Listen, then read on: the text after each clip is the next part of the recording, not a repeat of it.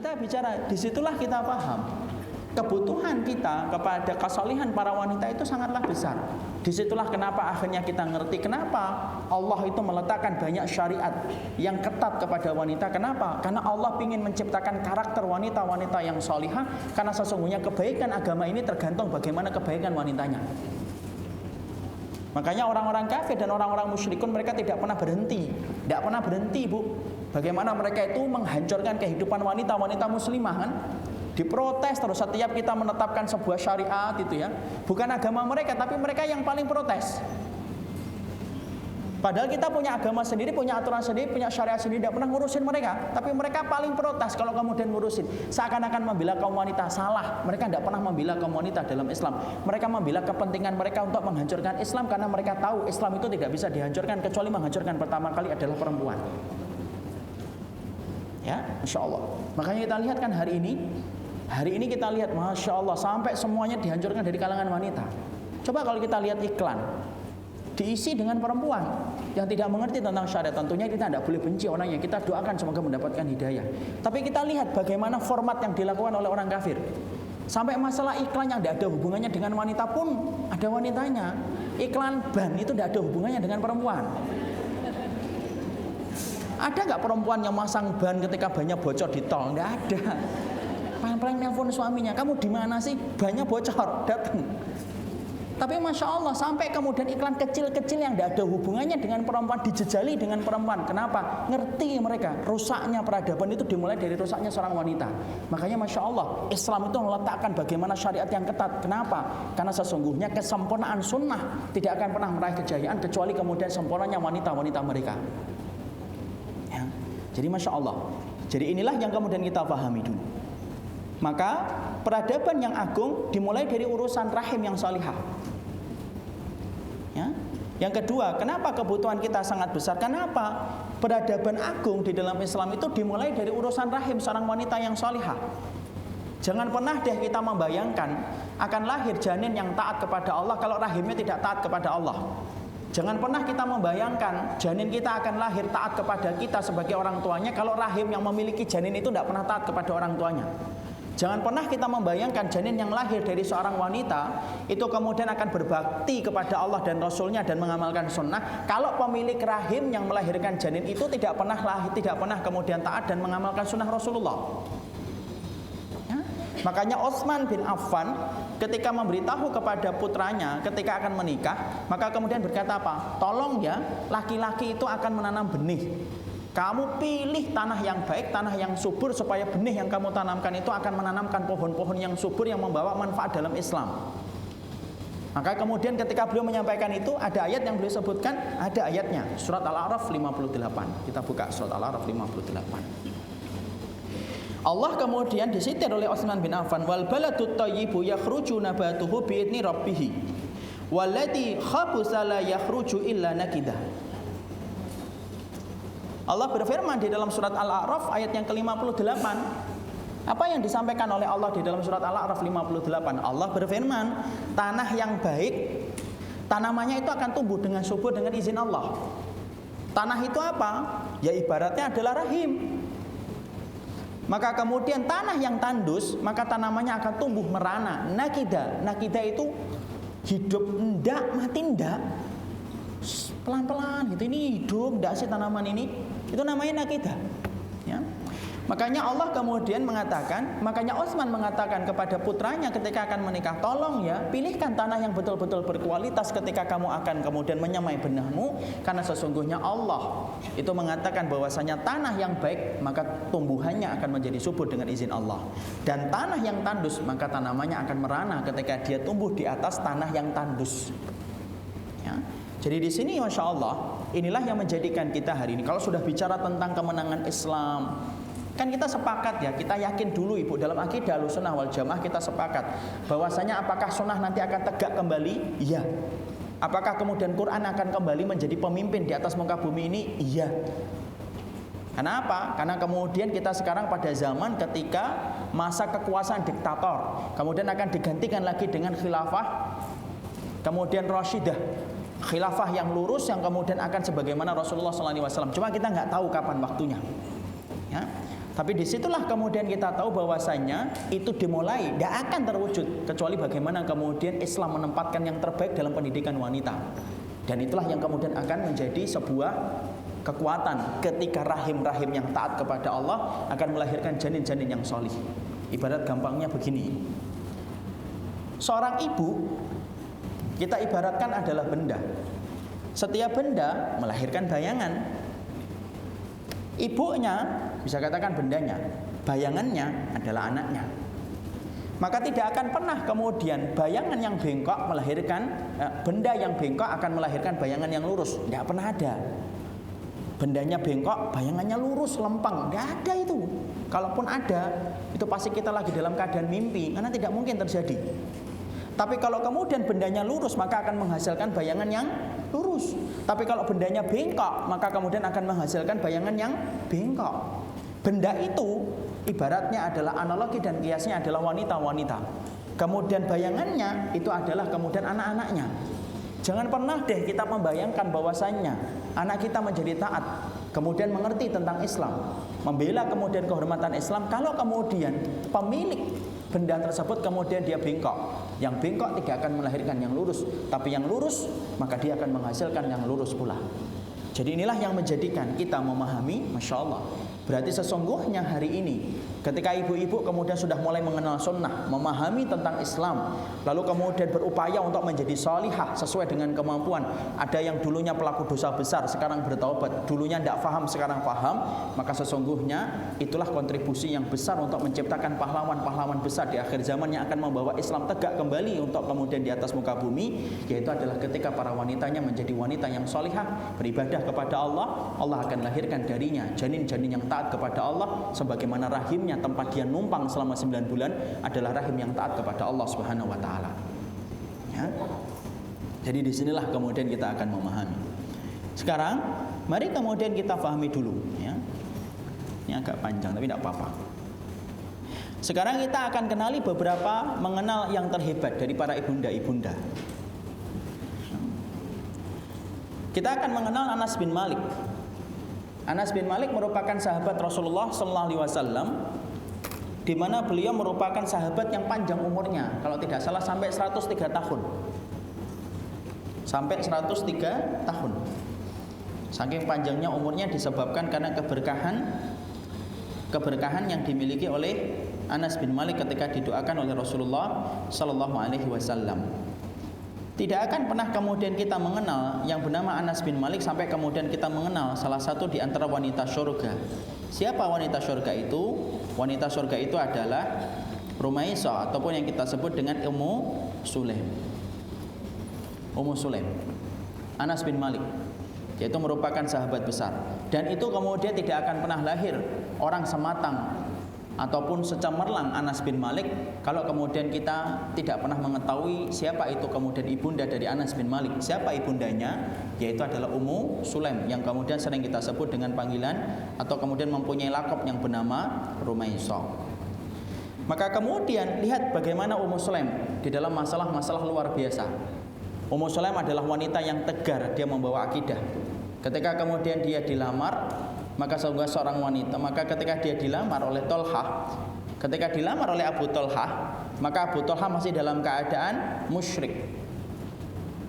Maka kemudian Ummu Sulaim tidak bergeming dari pendapatnya bahwasanya dia tidak akan pernah menerima Abu Tolhah sampai kemudian Abu Tolhah menyatakan keislaman. Masya Allah. Sampai kemudian akhirnya Abu Tolhah kemudian masuk Islam. Ummu Sulaim yang menyebabkan Abu Tolhah menyebabkan Islam. Ketegasan seorang wanita di dalam iman. Maka kemudian akhirnya kita mulai memahami kenapa Anas bin Malik itu sampai luar biasa di antara para sahabat. Di antara sahabat-sahabat besar itu di antaranya adalah sahabat Anas bin Malik. Ingat, seorang Anas bin Malik tidak akan pernah lahir kecuali dari madrasah yang rahim yang penuh dengan keutamaan, dan itu adalah Rumaisah yang kita sebut dengan Ummu Sulaim. Lihat bagaimana Ummu Sulaim ketika beliau mendapatkan Abu Tolhah, dia katakan, kami tidak akan terima kamu sampai kemudian kamu itu menyatakan keislamannya. Padahal Abu Tolhah saat itu dalam keadaan musyrik. Sampai kemudian akhirnya menyatakan keislaman dan kemudian akhirnya diterima keislamannya oleh kemudian Ummu Sulaim dan akhirnya menikah. Tentunya kita paham, ujian itu berhenti di situ enggak. Kemudian Allah memberikan ujian bahwasanya salah satu putranya itu kemudian meninggal dunia, ya. Salah satu putranya meninggal dunia, yaitu adalah Abu Umair. Karena kemudian Ummu Sulaim itu diberikan anugerah 2 anak. Satu adalah Abu Umair, yang kedua adalah Anas bin Malik. Maka kemudian Abu Umair ini kemudian meninggal dunia pada satu waktu ketika kemudian suaminya sedang di luar. Maka kemudian dengan luar biasanya bagaimana Ummu Sulaim mempercantik, memperdandan dirinya supaya kemudian suaminya tidak bertanya tentang keadaan anaknya Abu Umair yang telah meninggal dunia. Maka kemudian dia bersolek secantik mungkin supaya suaminya tidak langsung tahu apa yang menimpa dalam kehidupan mereka. Suaminya ketika pulang mendapati Ummu Sulaim begitu cantiknya mempesona di dalam dandanan, sampai kemudian akhirnya mereka bercampur malam itu. Baru pagi harinya lihat bagaimana kematangan emosinya Ummu Sulaim, kematangan emosi. Maka Ummu Sulaim itu bertutur kata dengan lembut padahal mendapatkan musibah gede itu. Anaknya meninggal. Padahal kita sepakat ya, seorang wanita kalau sudah ditinggalkan anak, kita sepakat berapa ribu wanita sering berkata lebih baik saya mati daripada melihat anak saya mati. Tapi lihat kematangan emosinya seorang Ummu Sulaim. Kemudian dia bertutur kata dengan lembut kepada suaminya Abu Talha. Wahai Abu Talha suamiku, bagaimana pendapatmu? Kalau ada orang yang menitipkan barang kepada kita, lalu satu waktu barang itu kemudian diambil kembali oleh kemudian yang memiliki barang tersebut, bolehkah kita untuk menahan barang tersebut? Maka kemudian Abu Talha berkata, ya tidak boleh toh, ya harus dikembalikan. Itu versi Jawanya kayak gitu. Maka kemudian akhirnya farudi ilaiha, balikan kepada dirinya. Maka kemudian Ummu Sulaim dengan kematangan emosinya, padahal masya Allah ya, wanita itu diuji dengan apa? Masyairnya. Wanita itu kan diuji dengan perasaannya. Apalagi kalau dalam keadaan kalu, dalam keadaan ini kan masya Allah emosinya itu langsung berubah-ubah. Itulah fitrahnya. Fitrahnya tidak bisa. Maka kemudian apa itu? Itu emosinya itu berarti. Ada yang protes kelihatan. Maka kemudian Ummu Sulaim lalu kemudian berkata apa? Ummu Sulaim kemudian bertutur kata yang lembut dan kemudian menjadikan seorang Abu Talha kemudian akhirnya mereda kemarahannya, mereda kemudian kesedihannya ketika dia mendapatkan istrinya yang begitu luar biasa menjaga suasana hatinya, sampai kemudian Abu Talha melaporkan itu kepada Nabi dan Nabi mengatakan Allah telah ridho terhadap apa yang kalian lakukan tadi malam. Lalu kemudian akhirnya diberikan pengganti yang lebih baik dari Abu Umair. Siapa? Abdullah bin Talha. Di mana kemudian dari Abdullah bin Talha punya putra berapa? 7 putra. Di mana keberkahannya? Keberkahannya adalah 7 putranya hafal Quran sebelum menginjak usia balik. Hafal Quran loh ibu ya, bukan hafal juz amma ya. Jadi disitulah kemudian kita mengetahui ya. Kemudian itu Ummu Sulaim. Kenapa? Karena saya ingin sampaikan supaya betul-betul referensi kita ini hidup, diisi dengan kemudian wanita-wanita penduduk surga. Karena kadang-kadang maaf ibu, naif kalau diri kita itu pengen mendapatkan surga, tetapi ternyata banyak di antara kita yang tidak paham tentang sahabat-sahabat wanita Rasulullah. Kalau saya tanya sama ibu, coba sebutkan 10 wanita sahabat Nabi, pasti saya akan sedih. Kenapa? Karena mungkin tidak bisa menjawab semuanya. Yang dijawab Aisyah, Khadijah, Hafsah, Zainab, siapa lagi? Sudah itu tok mungkin. Dan ternyata kita tidak pernah menyampaikan itu kepada anak-anak kita supaya anak-anak kita itu faham tentang siapa itu Ummu Sulaim, siapa Rumaisah, siapa Ummu Khonsa, siapa Ummu Syurek. Kadang-kadang kita tidak paham, tidak ngerti. Padahal apa? Kita kalau ditanya pingin nggak dikumpulkan dengan para sahabat laki-laki dan para sahabat wanita di surga? Pingin. Tapi naifnya kadang-kadang kita tidak mengenal kehidupan mereka. Ya. Ibu tahu apa manfaatnya kita belajar tentang kehidupan sejarah sirahnya para sahabat laki-laki dan perempuan? Dikatakan oleh seorang ulama, fakam minal mauta tahyal qulub binadri ilaihim. Berapa banyak orang yang telah meninggal dunia berkalang tanah di dalam kuburnya ketika mereka adalah para sahabat dan para tabi'in dan para tabi'ut tabi'in, laki-laki ataupun perempuan. Ketika kita mengingat kisah mereka, itu menghidupkan hati kita. Fakam minal ahya ta'amal absar binadri ilaihim. Tapi sebaliknya, berapa banyak orang yang hidup di sekitar kita, tapi orang itu pelaku kemaksiatan, kita melihat terus, lama-lama hati kita yang mati. Berapa banyak pelaku kemaksiatan kan dilihatin, lama-lama hati kita mati. Dia pergi ke salon dilihatin, pergi kemana dilihatin, lama-lama hati kita mati. Jadi pentingnya bagi kita, tidak mungkin akan tercipta kesalihan kalau kemudian kita tidak paham wanita-wanita surga yang telah dimuliakan di dalam Islam. Ya, jadi disinilah kita mengerti seorang Anas bin Malik merupakan sahabat yang punya keutamaan besar. 120 anaknya itu dimakamkan oleh Anas bin Malik. Ya, ada berapa cowok saya baca dalam sirah dulu.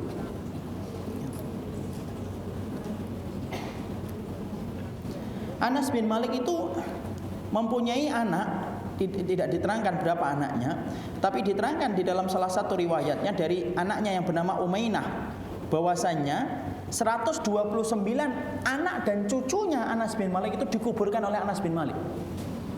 Jadi yang kuburkan siapa? Bapaknya ataupun kakeknya ini. 129.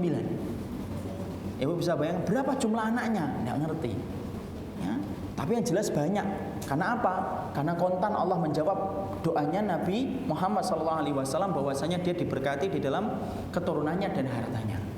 Jadi kemudian kalau sudah bicara Anas bin Malik, bicara dulu tentang Ummu Sulaim, wanita tegas yang menolak Abu Talha, wanita tegas yang kemudian menolak pinangan orang musyrik sampai orang musyrik itu masuk Islam, wanita yang sabar ketika menghadapi ujian, ketika anaknya Abu Umair itu kemudian ditindih dengan apa, ketika diambil oleh Allah, kemudian wanita yang luar biasa, yang mana kemudian selalu menemani Rasulullah SAW, selalu untuk kemudian membantu Nabi. Bahkan salah satu wanita yang pernah memeras keringatnya Rasulullah itu adalah Ummu Sulaim. Dan yang pernah mengatakan bahwasanya keringatnya Rasulullah itu wangi adalah Ummu Sulaim. Rasulullah pernah tidur, kemudian Rasulullah saat itu cuacanya panas, kemudian berkeringat nempel di bekas-bekas tikarnya, basah. Kemudian diambil Ummu Sulaim, kemudian diperes, lalu kemudian dicampurkan dengan minyak wanginya yang mana menjadikan minyak wanginya semakin semerbak. Ummu Sulaim, Masya Allah. Dari seorang wanita yang luar biasa, lahirlah anak yang luar biasa yang bernama Ummu Sulaim. Selesai enggak? Kita belajar kembali. Kita belajar juga dari Hasan al-Basri, ibunda susunya itu siapa? Ummu Salamah. Hasan al-Basri tentunya kita sepakat umum.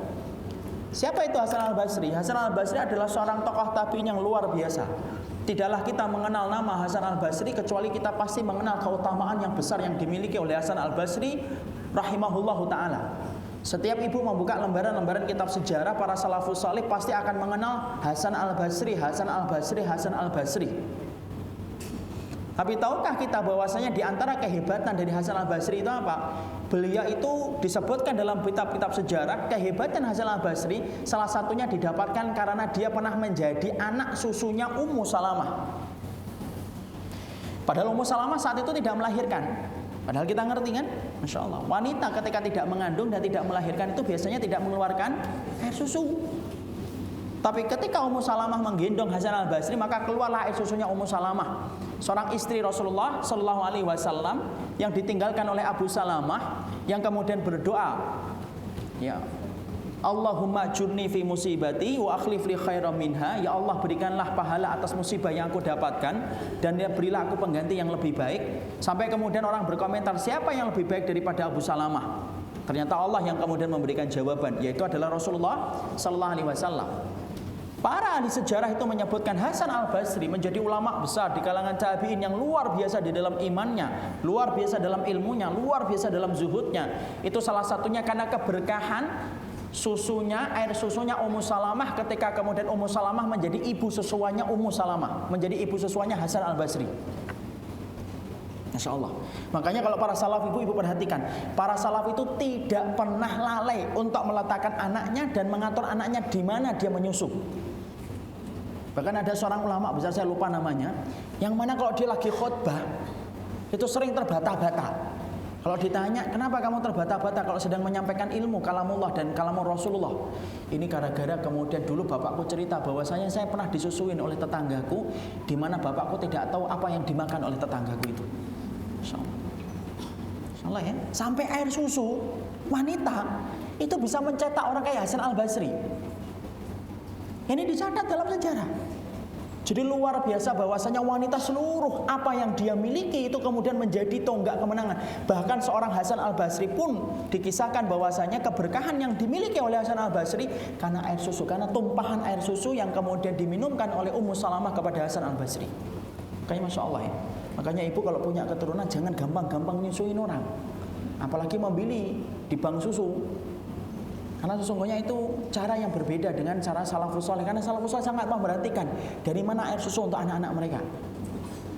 Ya, makanya Masya Allah, air susunya yang ingin saya sampaikan, air susu saja bisa menciptakan orang yang begitu salih. Apalagi air susunya, kesalihannya, keimanannya, kesabarannya. Masya Allah, kita bisa bayangkan sesempurna apa laki-laki yang akan dimiliki olehnya kalau kemudian dimiliki oleh seorang wanita yang salihah ketika dia menjadi ibu dari laki-laki tersebut. Ya, Masya Allah. Imam Syafi'i, ya, Imam Syafi'i, maka kita mengerti bagaimana kehebatan Imam Syafi'i yang luar biasa. Ya. Jadi di sinilah kemudian kita akan mempelajari. Maka Imam Syafi'i tidak akan pernah mampu kita gali bagaimana keutamaannya sampai kita menggali siapa ibunya dulu. Dan tidak ada ibu bagi kemudian Imam Syafi'i kecuali adalah Fatimah binti Abdillah. Di mana kemudian Fatimah saat itu, Masya Allah, Fatimah itu tidak punya suami, artinya suaminya telah meninggal dunia ketika mendidik Imam Syafi'i. Fatimah berperan ganda, menjadi ibu dan menjadi bapak sekaligus bagi Imam Syafi'i. Gagal Fatimah? Tidak gagal. Justru kemudian luar biasa Fatimah melahirkan seseorang ulama, sosok ulama besar yang bernama Imam Syafi'i. Kita bisa bayangkan hari ini kajian kitab yang disusun oleh Imam Syafi'i tidak pernah selesai untuk dibahas oleh kaum muslimin. Murid-muridnya mendapatkan ilmu dari Imam Syafi'i. Contohnya siapa? Contohnya kemudian Imam Syafi'i. Contohnya siapa? Imam Abi Syuja, Imamul Haramain. Nah, saya teringat yang tadi terbata-bata ketika khutbah itu namanya Imamul Haramain. Yang mana kalau kemudian lagi khutbah itu selalu terbata-bata. Kalau ditanya kenapa kamu terbata-bata? Karena dulunya saya pernah nangis, kemudian ada tetanggaku yang mengambil aku kemudian menyusuinya sampai kemudian aku kenyang. Lalu ayahku marah dan kemudian beliau betul-betul kecewa. Kenapa dia marah? Karena dia tidak tahu apa yang dimakan oleh tetanggaku ketika dia memberikan susu itu kepadaku. Dan inilah yang aku dapatkan. Kembali kepada Imam Syafi'i. Jadi murid-muridnya Imam Syafi'i kemudian ada Muzanni. Tapi tahukah kita bahwasanya Imam Syafi'i itu lahir dari pendidikan wanita salehah yang bernama Fatimah binti Abdillah. Di mana wanita ini sebatang kara ketika memiliki Imam Syafi'i, artinya tidak punya suami, tapi dia mendidik Imam Syafi'i dengan luar biasa keteguhannya sampai rela hijrah. Karena Imam Syafi'i ini lahir di mana? Ada yang tahu? Kalau ada yang tahu saya kasih hadiah. Sekaligus saya mau minum dulu. Imam Syafi'i lahir di mana? Sebutkan aja semua tempat, kan ada yang nyantol satu. Imam Syafi'i lahir di mana? Siapa yang jawab? Gaza, Palestina. Masya Allah. Dapat hadiah ibu, nanti ambil di panitia. Gaza di Palestina, Mumtaz. Disitulah tempatnya para ulama-ulama besar. Gak jadi minum saya kalau gitu. Gaza di Palestina. Lalu kemudian lihat bagaimana ibunya. Fatimah binti Abdillah ketika mendapati putranya ada di Gaza, maka yang dilakukan oleh kemudian Fatimah itu apa? Fatimah kemudian membawanya, dia ngerti nih bahwasanya anak ini harus mendapatkan suplai ilmu yang luar biasa. Dia pergi, kemudian dia pergi ke Hijaz, dia pergi ke Mekah, kemudian ke Madinah, dan kemudian dia merelakan dirinya menemani anaknya sampai akhirnya menjadi ulama besar. Makanya Masya Allah kan Imam Syafi'i itu hafal apa? Hafal Quran sebelum umur 7 tahun. Ya Masya Allah, umur 7 tahun. Sebelum itu kemudian dia sudah hafal Quran. Makanya Masya Allah, sampai tingkatan hafalan Imam Syafi'i, sampai diterangkan dalam beberapa riwayat, Imam Syafi'i itu kalau membaca harus ditutup sebelahnya. Kenapa harus ditutup sebelahnya? Kalau enggak, dilirik saja sudah hafal sebelahnya. Masya Allah. Kalau kita sampai lecek halamannya, enggak hafal-hafal. Masya Allah, sampai lecek. Tapi kemudian tidak itu berlaku kepada Imam Syafi'i, karena sesungguhnya kekuatan hafalannya yang luar biasa. Jadi disitulah saya ingin untuk menyampaikan. Saya hanya menyebutkan beberapa saja. Kenapa saya ingin sebutkan? Saya ingin menyampaikan ibu, sesungguhnya kita tidak akan pernah termotivasi untuk melakukan kesalihan yang luar biasa di dalam hidup kita ketika mendidik anak, kalau ibu tidak pernah mengenal sosok-sosok wanita luar biasa ketika mereka berhasil mencetak anak-anak yang luar biasa dalam sejarah. Sejarah tidak akan pernah mampu menghapuskan kehebatan Anas bin Malik. Sejarah tidak akan mampu menghapuskan keutamaan Hasan al-Basri. Sejarah tidak akan pernah mampu menghapuskan keutamaan Imam Syafi'i. Kenapa? Karena keutamaan mereka tergantung dengan wanita-wanita yang di sekitar mereka. Anas bin Malik tergantung kepada Ummu Sulaim ataupun Rumaisah. Kemudian Hasan al-Basri sangat berperan besar ketika mendapatkan asupan susu dari Ummu Salamah. Dan Imam Syafi'i tidak akan pernah menjadi ulama besar kalau kemudian dia tidak mendapatkan seorang wanita yang kuat yang bernama Fatimah binti Abdillah. Disinilah kemudian kita paham, Masya Allah, betapa besarnya kekuatan wanita di dalam syariat sunnah yang kita cintai dan kita harapkan menjadi jembatan kita untuk mendapatkan surga.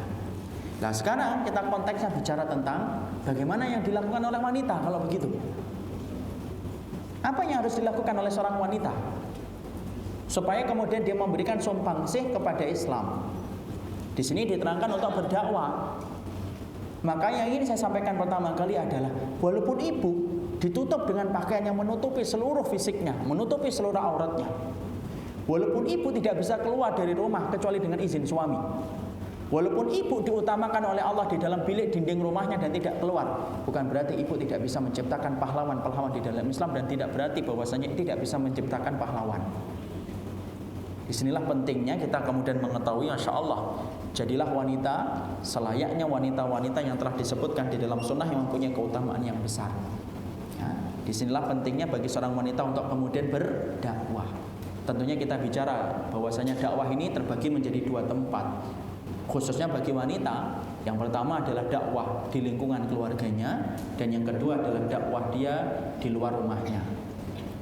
Saya tidak akan membicarakan tentang dakwah di rumah, tapi kita membicarakan bagaimana sih kita membicarakan tentang dakwah di dalam rumah, karena sesungguhnya kita mengerti pendidikan anak dan keturunan itu tergantung kepada ibunya. Ya, makanya di dalam Islam, kenapa sih wanita ketika telah melahirkan anak disebut dengan ummun? Kan kita harus tahu, kenapa sih seorang ibu kalau di dalam Islam itu disebut dengan ummun? Ingat loh, setiap kata dalam bahasa Arab itu punya makna. Itulah bedanya bahasa Arab dengan semua bahasa di atas muka bumi ini. Dinamakan manusia itu nas. Kenapa? Linisyanihi, karena sering lupa. Disebutnya dunia itu dunia. Kenapa? Lidani atiha, karena kemudian najisnya dan kotornya dunia. Dinamakan hati kolbun. Kenapa dinamakan hati itu kolbun? Karena cepat berputar-putar, cepat berubah-ubah. Ya, pagi-pagi ikut daurah, Masya Allah ya, pengen kayak Ummu Sulaim. 2 hari lagi, 3 hari lagi ketemu orang yang sukses bisnis online, alah Ummu Sulaim lupa bisnis online. Makanya kemudian hati kita dinamakan dengan kolbun. Kenapa hati kita dinamakan kolbun? Karena cepat berubah-ubah. Sama nih, kenapa sih kita disebut dengan ummun? Harus paham dulu. Ya, karena secara bahasa ummun itu nama ya ummu, artinya sesuatu yang dituju, sesuatu yang dituju. Kenapa sih sesuatu yang dituju? Ya, ibu kalau sudah punya anak, kalau anaknya menangis, dia nuju ke siapa? Bapaknya? Enggak, nuju ke ibunya. Anak kalau sedih nuju ke siapa? Yang dituju, ibunya. Kalau kemudian anak lapar, Pak, mana nasi gorengnya? Enggak ada.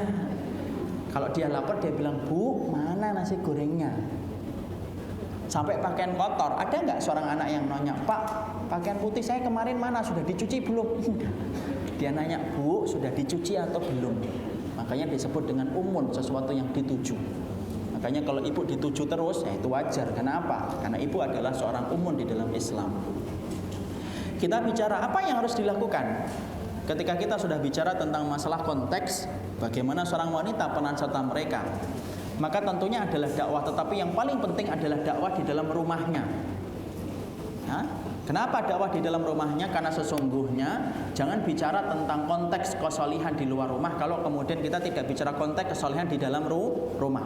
Dan ingat loh, kadang-kadang ada seorang suami yang tidak taat, tetapi kalau dia mendapatkan istri yang taat, maka anaknya pun akan terdominasi dengan pendidikan istrinya daripada pendidikan suaminya.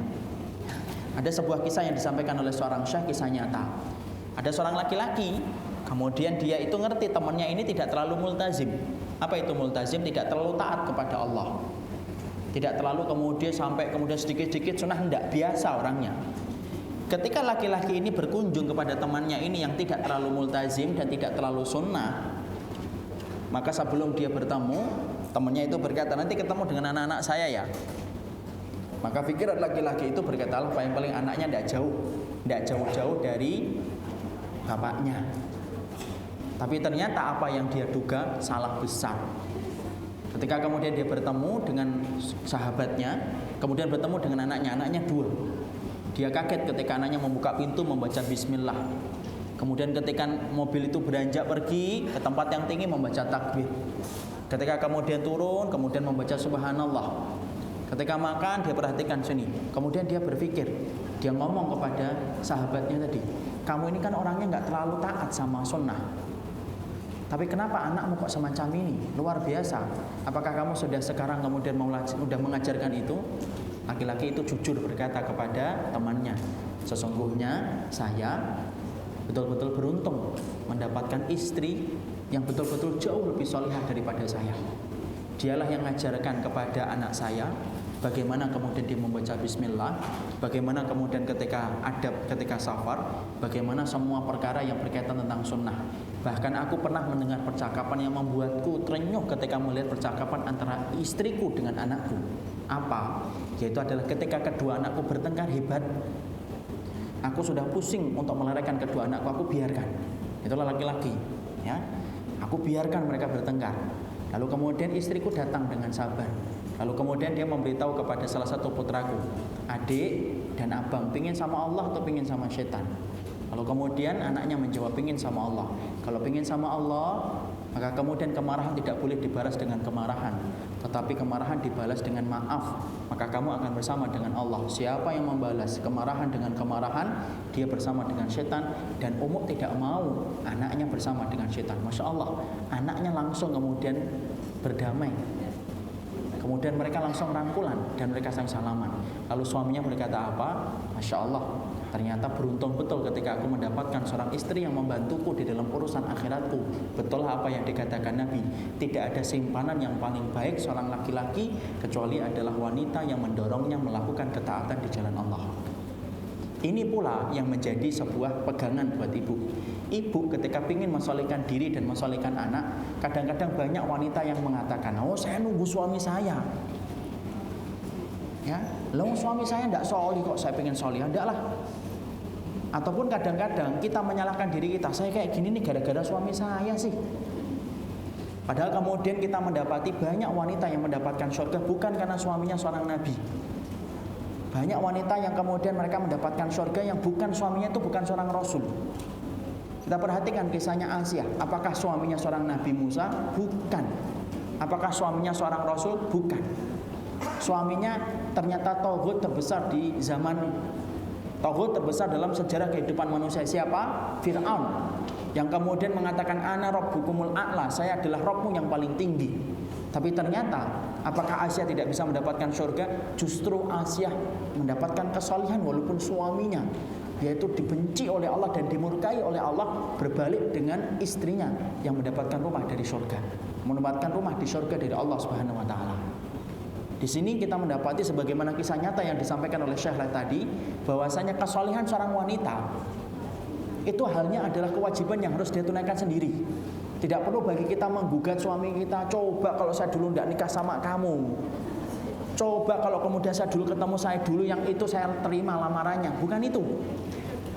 Tapi yang kemudian terpenting untuk kita fahamkan adalah sesungguhnya kesalihan seorang wanita itu tidak perlu menunggu. Memang ada seorang wanita yang mendapatkan suami yang solih, maka kemudian lebih mudah untuk menjadi solih. Tapi bukan berarti kalau ibu ditakdirkan bahwasanya tidak mendapatkan seorang suami yang sebagaimana harapan ibu hari ini, jangan buru-buru untuk kemudian berburuk sangka kepada Allah. Tetapi sabarlah untuk menunggu keputusan dari Allah, dan tidak ada yang paling mulia ketika kita menghadapi takdir Allah kecuali adalah dengan kesabaran. Maka apa yang harus dilakukan di dalam konteks dakwah di dalam keluarga? Yang pertama, mensolehkan diri. Tentunya mensolehkan diri itu apa? Ya dengan ilmu. Karena kita mengerti bahwasanya tidak akan mungkin kita akan mendapati anak-anak kita faham tentang syariat Allah, faham tentang sunnah kalau ibunya tidak faham tentang syariat Allah dan sunnah. Faqidu syai' la yu'ti. Sesuatu yang kosong tidak akan pernah memberikan sesuatu. Kalau ada yang kosong nih, aqua ini kosong, tidak akan pernah mampu ngisi gelas yang kosong, tidak akan pernah mampu. Sama, seorang wanita tidak akan pernah mampu mengalirkan ilmu kepada keturunannya kalau kemudian dia tidak memiliki ilmu. Inilah pentingnya bagi seorang wanita harus paham. Sesungguhnya kewajiban wanita untuk mencari ilmu adalah kewajiban yang tidak ternafikan di dalam syariat. Makanya wanita-wanita pada zaman Rasulullah SAW menyampaikan kebutuhan mereka kepada ilmu sampai Nabi membuatkan majelis ilmu khusus untuk mereka, dan itu dipilihkan oleh Nabi harinya. Lalu kemudian mereka belajar kepada Nabi di salah satu rumah sahabat wanita Rasulullah SAW. Tapi kemudian di sini paham ilmu, dan ini kemudian tidak akan pernah berhenti. Carilah kemudian ilmu, carilah betul bagaimana kemudian kita menggali setiap apa yang bermanfaat dalam kehidupan di akhirat. Karena apa? Itulah bekal kita untuk kemudian memberikan ilmu kepada keturunan kita. Baca ibu, sahabat wanita Rasulullah SAW, dengarkan kajian ilmu, sibukkan di dalam ketaatan. Supaya apa? Supaya kemudian apa yang kita miliki ketika kita memiliki sejumput ilmu mampu kita berikan kepada keturunan kita. Jangan pernah kita bayangkan dakwah kepada istri, kepada suami, dan kepada anak kita kalau kemudian kita tidak memiliki ilmu untuk kita sampaikan kepada mereka. Makanya wanita diberikan kebebasan di dalam syariat untuk menuntut ilmu. Yang ada adalah aturan teknisnya yang harus diperhatikan. Kalau keluar dari rumah, maka dia meminta izin kepada suaminya. Tapi kalau dia tidak keluar dari rumah, maka apapun diperbolehkan bagi wanita untuk menimba ilmu dan untuk menggali ilmu. Karena apa? Wanita yang berilmu akan melahirkan keturunan-keturunan yang berkualitas. Ya, Masya Allah. Jadi inilah yang menjadikan ibu belajar, tidak pernah mengenal kata henti. Makanya dulu saya pernah mendapati ada salah satu jamaah saya di Bontang, umurnya sudah hampir 60 tahun. Ketika dia menyampaikan kepada anak, Ustadz, apakah mungkin bagi saya untuk menghafalkan Quran? Mungkin, kalau memang berusaha.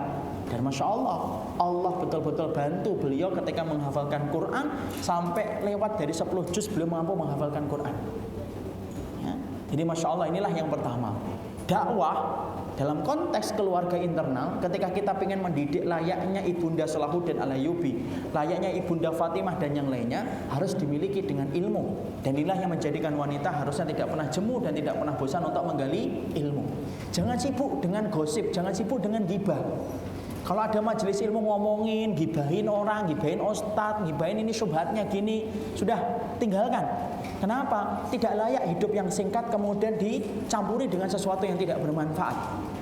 Karena itulah yang akan menjadikan kehidupan seorang wanita menjadi rusak sanubarinya ketika sibuk dalam perkara yang tidak bermanfaat. Menyibukkan dengan ilmu adalah merupakan kemuliaan bagi mereka. Terus bagaimana kemudian meningkatkan kapasitas diri untuk kemudian menggali ilmu. Yang kedua, sebelum saya kemudian menggaris nomor 2, maka kita harus paham ilmu yang ingin saya sampaikan. Maka katakan, ilmu apa yang saya harus pelajari Ustaz? Maaf, sebelum saya pindah kedua, ilmu apa yang harus saya pelajari?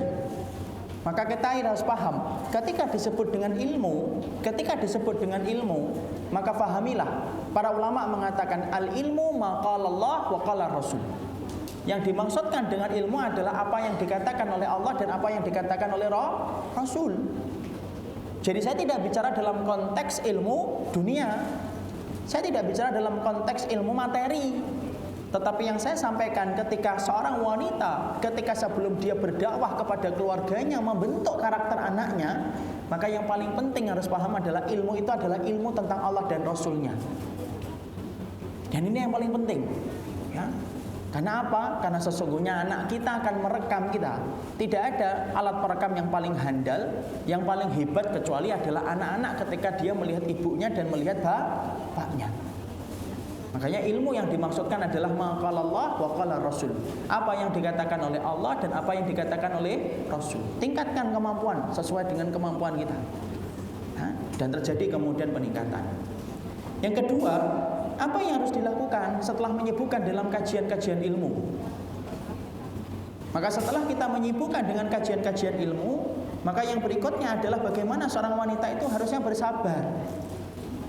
Kenapa? Pendidikan anak dan pendidikan kepada dakwah kepada keluarga tidak akan pernah mampu diraih kecuali dengan kesabaran.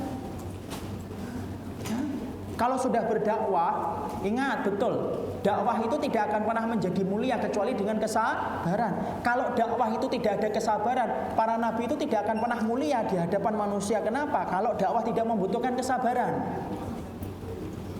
Tapi karena kita ngerti bahwasanya dakwah itu perlu dengan kesabaran, disitulah kita paham kenapa para nabi dan para rasul menjadi orang yang paling utama di atas kehidupan kita, karena mereka memiliki kesabaran yang luar biasa ketika mereka berdakwah. Sama, mendidik anak itu perlu dengan kesabaran, dan mendidik keluarga itu perlu dengan kesabaran. Karena inilah yang penting diperlukan bagi seorang wanita ketika mereka berdakwah di dalam lingkungan keluarga. Tidak ada yang instan, ibu, di atas muka bumi ini. Sama, ketika ada seorang ibu mengharapkan anaknya menjadi baik, maka ingat, tidak ada yang instan dalam kehidupan ini. Kadang-kadang ada seorang ibu menanamkan sunnah kepada anaknya begitu lama, anaknya tidak kunjung membuka hatinya untuk menerima sunnah. Kapan ternyata Allah membukakan pintu hati anaknya? Ketika ibunya sudah meninggal, anaknya baru tersadar ibunya sudah tidak ada, baru kemudian dia mengamalkan sunnah. Kadang-kadang wanita harus menanam panjang, tapi dia tidak pernah panen apa yang dia tanam. Kenapa? Karena dia sudah keburu meninggal, baru anaknya itu menjadi baik. Saya banyak mendengarkan kisah nyata, banyak laki-laki yang cerita. Ada 2 orang yang pernah cerita sama saya. Saya Ustadz akhirnya kemudian mulai belajar ngaji ketika ibu saya meninggal dunia. Barulah kemudian saya itu, dulu ibu ngomong ini, baru saya belajari. Disitulah kita mendapatkan pelajaran. Masya Allah ya, ternyata penanam kebaikan itu tidak secara otomatis akan memanen apa yang dia tanam. Kita dalam dakwah kadang-kadang itu ketika menanam dalam dakwah, ketika kita menyampaikan kebenaran, kita itu kemudian pikirannya bahwasanya kitalah yang akan panen. Salah.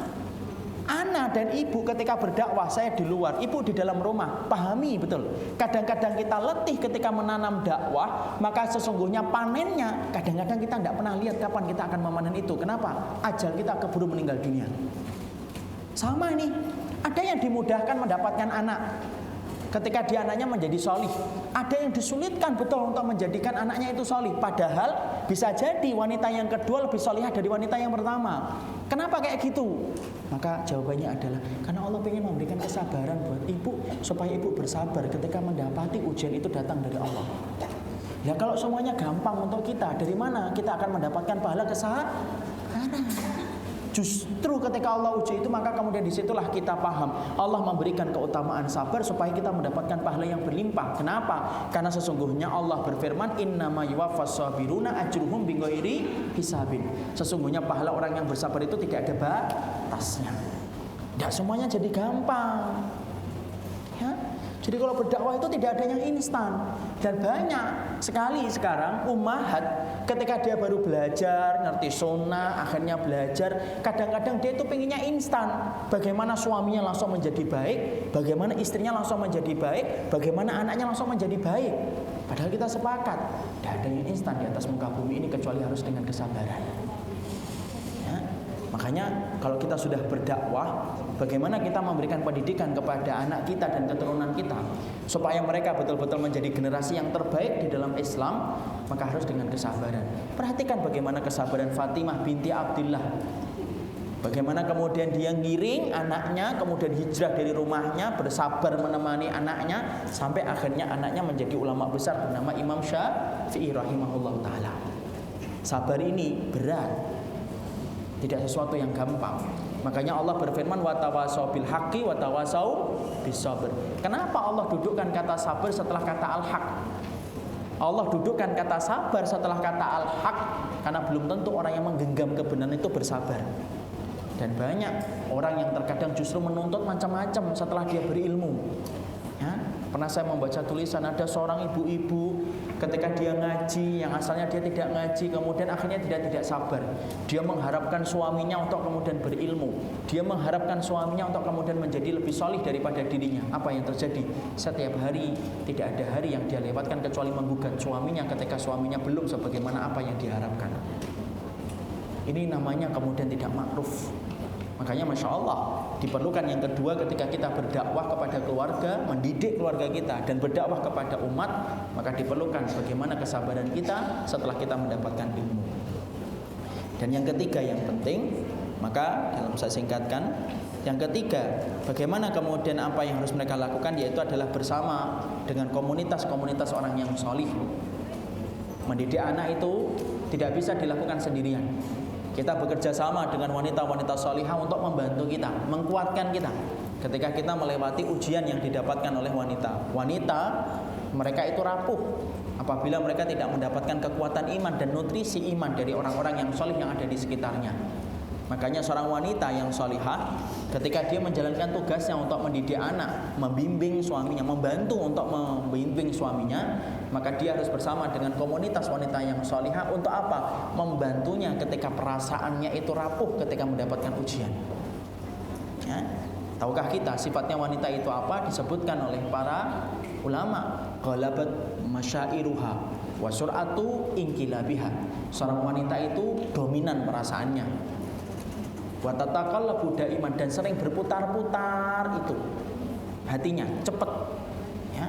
Makanya kalau kemudian wanita ngerti fitrahnya adalah dominan perasaannya dan paling cepat berubah-ubah, maka dia harus bersama dengan wanita-wanita yang solihah, membantu mengontrol perasaannya, membantunya untuk kemudian senantiasa berada kepada kesabaran ketika dia mendapatkan ujian. Jangan jauh-jauh dari orang yang solihah, karena mereka diperlukan untuk membantu wanita-wanita solihah di dalam menyelesaikan tugas-tugas mereka di dalam kehidupan. Jadi bersama dengan wanita-wanita solihah menjadi salah satu kunci untuk kemudian menjadikan para wanita tersebut mampu menjalankan tugasnya. Jangan tinggal sendirian. Jangan kemudian mengisolasi diri. Jangan kemudian mengasingkan diri. Kenapa? Sesungguhnya sunnah tidak pernah memerintahkan kita untuk mengisolasi diri. Sesungguhnya sunnah tidak pernah memerintahkan kepada kita untuk kemudian memisahkan diri. Tetapi sesungguhnya bersamalah dengan orang solihah. Kenapa seorang wanita lebih butuh kepada teman-temannya yang solihah? Karena untuk mengontrol perasaannya dan mengendalikan kondisi hatinya. Ya, makanya Masya Allah, bagaimana wanita ini berperan besar betul di dalam kemudian kebaikan rumah tangganya. Salah satu timbangannya adalah kepada wanita ini. Maka 3 perkara inilah yang menjadi kewajiban sebenarnya di dalam urusan ketika berdakwah di dalam rumah. Saya tidak membicarakan dakwah di luar. Kalau kemudian kita membicarakan konteks dakwah di luar, saya tidak yakin semua ini adalah pelaku-pelaku dakwah di luar. Tapi yang saya yakin bahwasanya wanita-wanita dan ibu-ibu yang ada di hadapan saya adalah pelaku-pelaku dakwah di dalam rumah tangga. Ketika dia berdakwah kepada keluarganya, ketika dia berdakwah kepada keturunannya, dia berdakwah kepada suaminya. Maka setidaknya ada 3 bekal yang harus dia pegang. 1, ilmu. 2, adalah kesabaran. Yang ketiga, ketika ibu melewati gelombang ujian dan masalah di dalam rumah tangga, bersamalah orang yang solihah, supaya orang solihah itu membantu kita melewati apa yang kita dapatkan dengan keridhaan Allah ketika mereka memberikan nasihat kepada kita. Barakallahu fikum. Mungkin ini yang dapat kita sampaikan di dalam pertemuan kali ini, karena saya melihat banyak sekali pertanyaan yang sudah diajukan ke depan. Nanti kita kemudian akan jawab supaya betul-betul maksimal kita di dalam mendapatkan pemahaman. Barakallahu fik. Semoga Allah memberkahi atas apa yang kita pelajari. Kita serahkan kembali kepada pembawa acara. Anda juga bisa mengunjungi Facebook kami di facebook.com/amanahinsanmadani atau bisa tonton kami di youtube.com/sahabatyamima dan follow Twitter kami di twitter.com/@sahabat_yamima. Sahabat Yamima, peduli dan memahami.